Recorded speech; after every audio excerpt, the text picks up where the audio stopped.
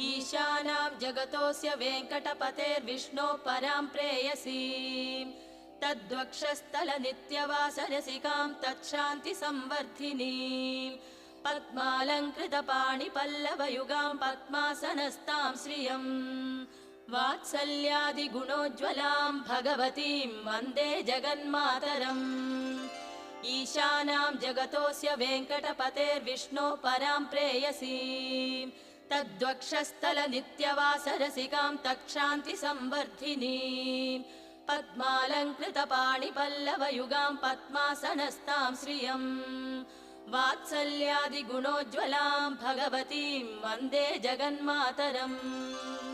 श्रीमन्कृपाजलनिधे कृत सर्वलोक सर्वज्ञ शक्तनतवत्सल सर्वशेषिन् स्वामिन् सुशील सुलभाश्रितपा